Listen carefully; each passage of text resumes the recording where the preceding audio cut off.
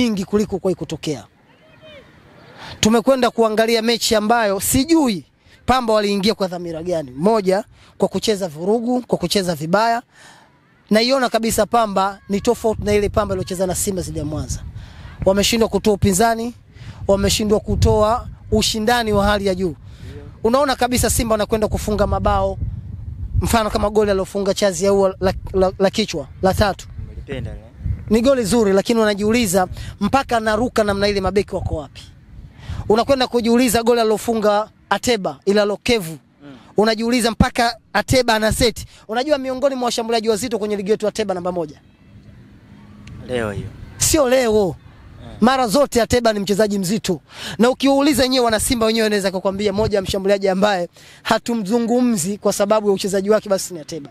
Lakini amekwenda kuseti, amekwenda kutengeneza movement ya goli, watu wa Pamba wanakwenda kumwangalia. Yaani Pamba walikuwa hawajui wafanye nini. Na mimi nikwambie kama sio logo ya GSM kwenye jezi ya Pamba. Nielewe vizuri. Ndiyo. Kama sio logo ya GSM kwenye logo ya Pamba, tungesema Simba amenunua mechi.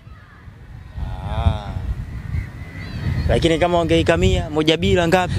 Watu wangesema timu fulani imenunua mechi. Imenunua mechi. Sababu kuna scenario mbovu nchini Tanzania, hususan kwa baadhi ya watu wasiofuatilia mpira. Simba akicheza na timu ilovaa logo ya GSM, mechi ikiwa tafu, mfano Simba na Mashujaa.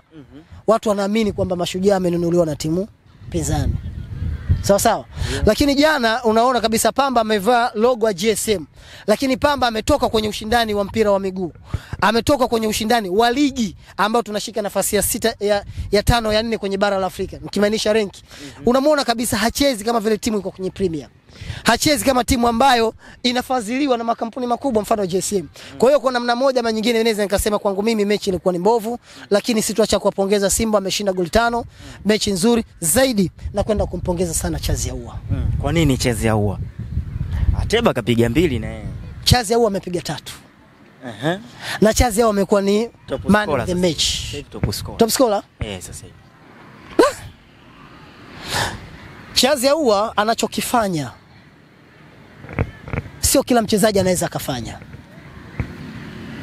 Wapo wachezaji wengi wanacheza nafasi ya namba 10, lakini kwangu mimi Chazi Ahoua ni special.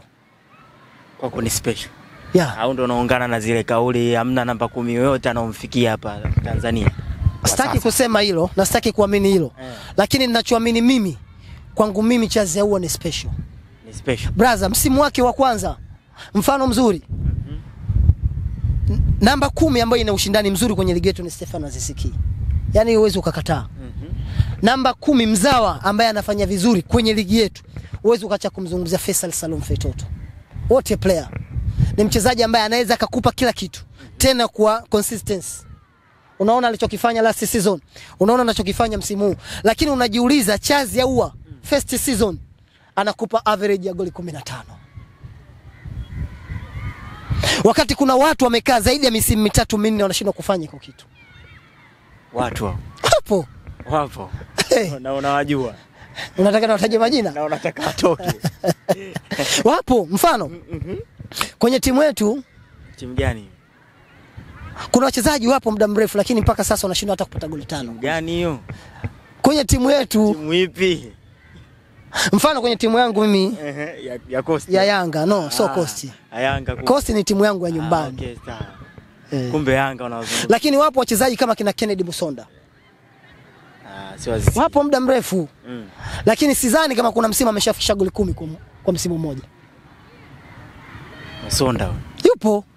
Na mimi nitakuwa mtu wa mwisho sana kuamini kwamba Kennedy Musonda ataendelea na msimu ujao. Na kama akiendelea msimu ujao Kennedy Musonda, ni wazi itakuwa mshahara wa Kennedy Musonda kuna watu wanagawana nao ambao ni viongozi. Brother, professional player. Itakuwa kuna watu wanagawana nao mshahara. Ipo duniani haya mambo yapo. Ukienda Manchester United wakati inamsajili Eric inamsajili Anton. Unamjua Anton? Namjua Anton. Ametoka Ajax Amsterdam kule. Amekuja Manchester United. Pound 100. Sasa hivi uko nani? Sasa hivi uko Betis kule Spain. Watu wengi walijiuliza kwa nini Dogo anachukua pesa kubwa amesajiliwa.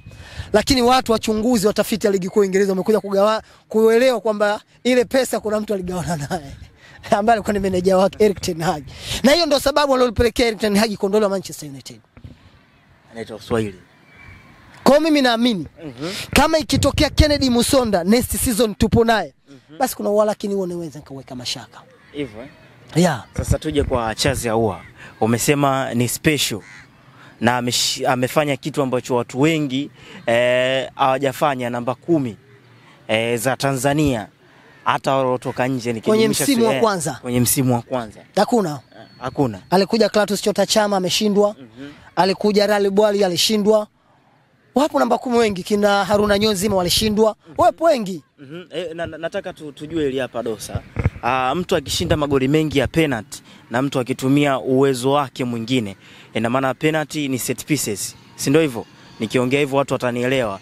Na mwingine ambaye atatumia uwezo wake kutafuta na kuiongezea timu manufaa, yupi anaonekana yuko bora? Penalty sio kwa kila mtu anafunga. Na set pieces faulo zile. Ngoja, ukizungumzia set pieces unazungumzia ni mpira ya kutenga, si ndio? Maana yake kuna faulu, maana yake kuna penalty, si ndio? Alafu kuna ndio hiyo ni set pieces, kwa sababu direct free kick ni ile ambayo unapiga moja kwa moja kama alipiga Charles Ahoua jana. Okay, sawa. Lazima uzungumzie. Alafu kuhusiana na swala la Charles Ahoua, miezi mitatu nyuma nilishai kusema kwa namna Charles Ahoua anavyocheza, mimi namuona kabisa akimaliza akiwa ni MVP wa ligi.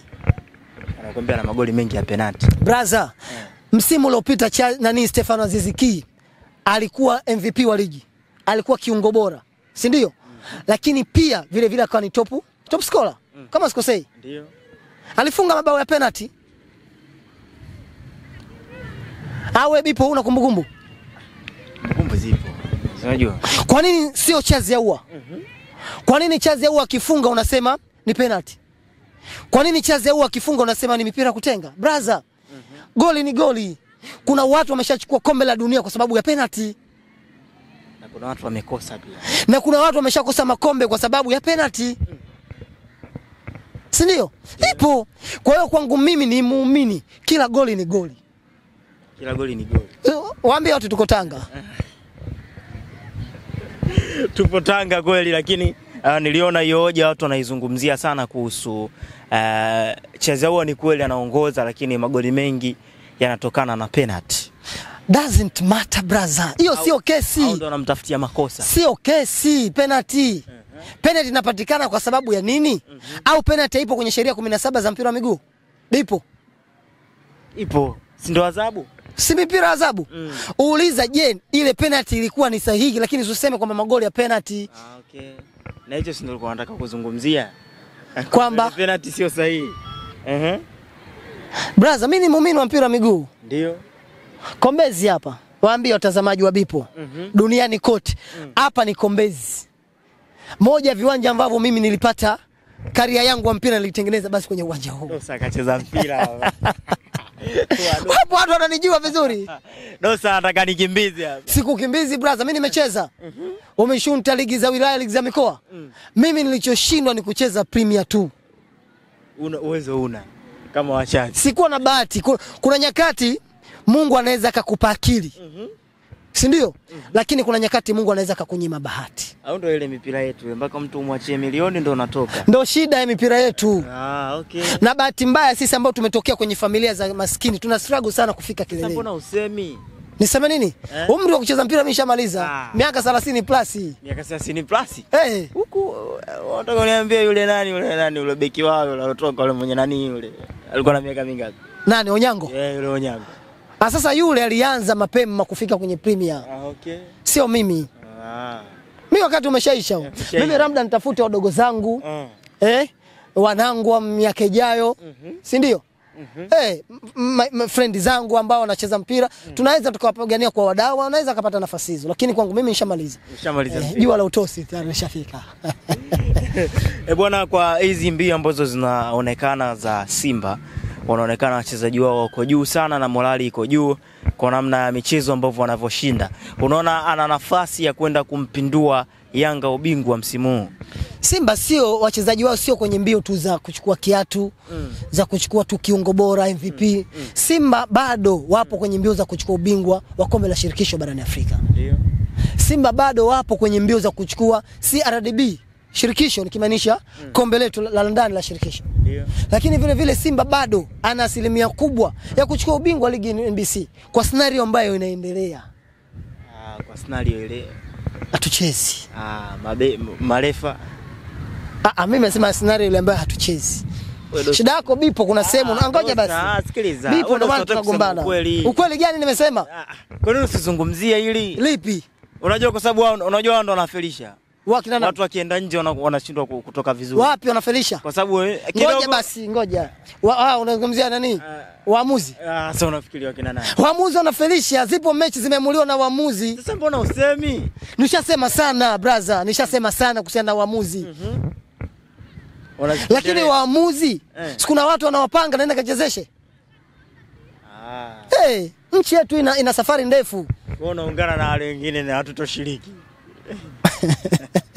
Kwamba hatuchezi. Hatuchezi au? Kuna upendeleo. Mimi swala la upendeleo nilishai kulizungumza before. Juzi Mheshimiwa Babu Tale kuzungumza. Nishasema mimi.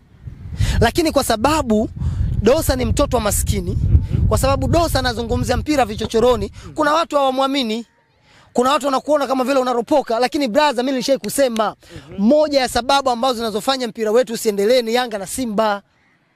Moja ya sababu zinazofanya mpira wetu usiendelee ni chombo cha mpira, bodi. Niliwahi kusema, lakini juzi nimemwona Mheshimiwa nani? Babu Tale anaungana na Dosa, anasema TFF mnawalea Yanga na Simba. Mnawadekeza. Sio mnawadekeza, mnawadekeza. Mnawadekeza ndo kuwalea hivyo. Kudekeza na kulea tofauti. Tena amekwenda mbali Babu Tale anasema mtu umevaa tai yako nzuri unatoka mbele unabana pua. Hatuchezi.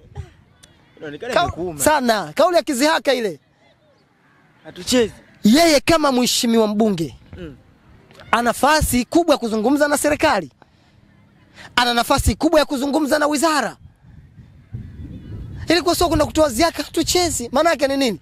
Aende pale kwa ajili ya kutengeneza.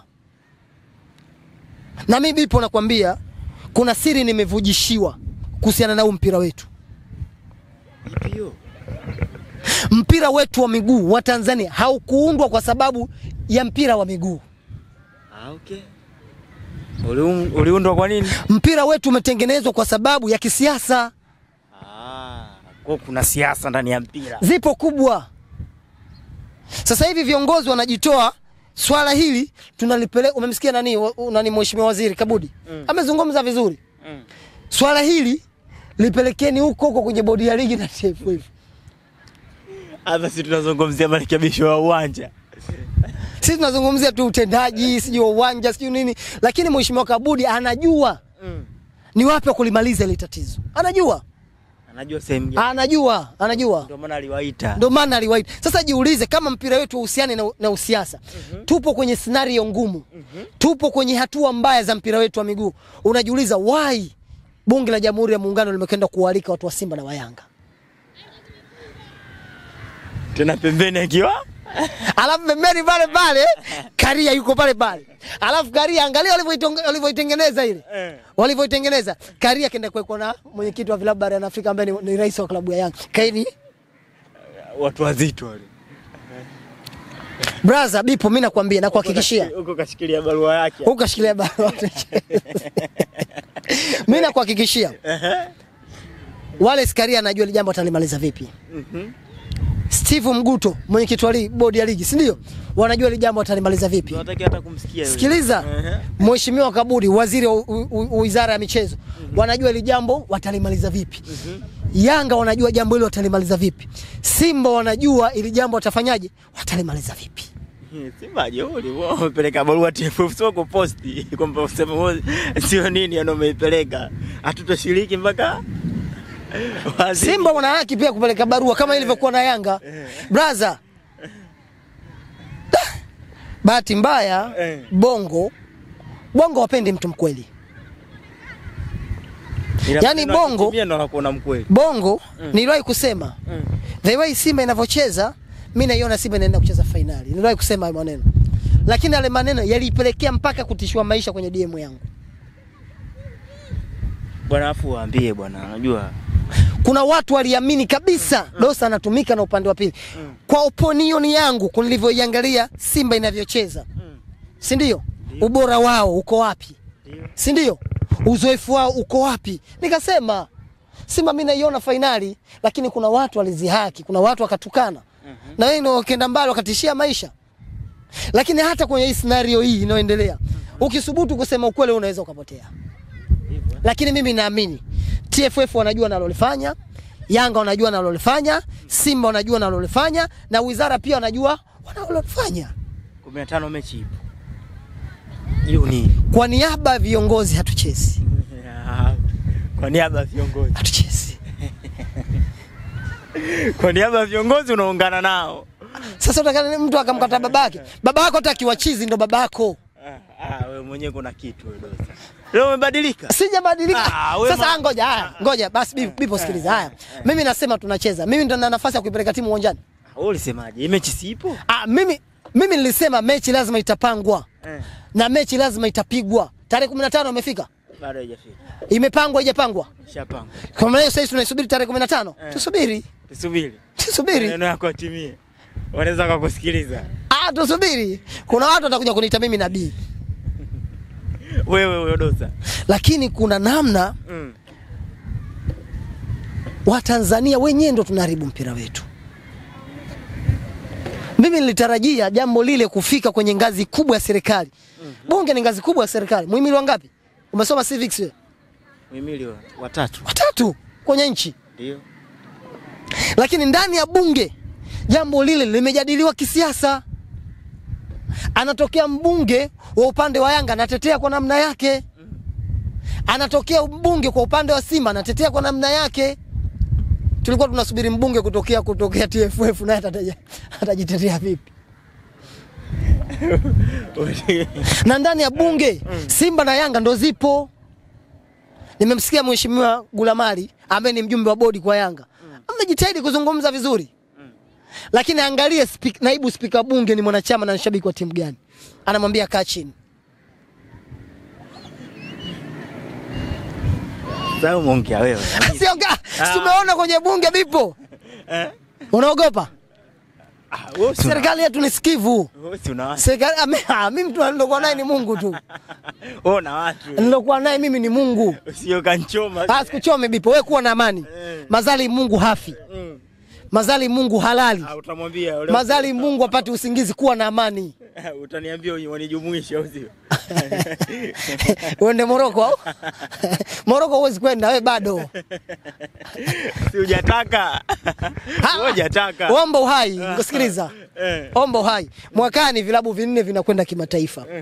Coast atakwenda. Naamini Coast. Singida Black Stars atakwenda. Ndio. Hao wanafunzi wa shule ya msingi nani? Makorora?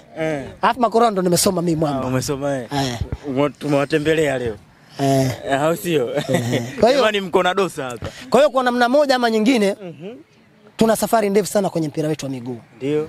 Tuna kazi kubwa sana ya kufanya kuhakikisha tunapiga hatua.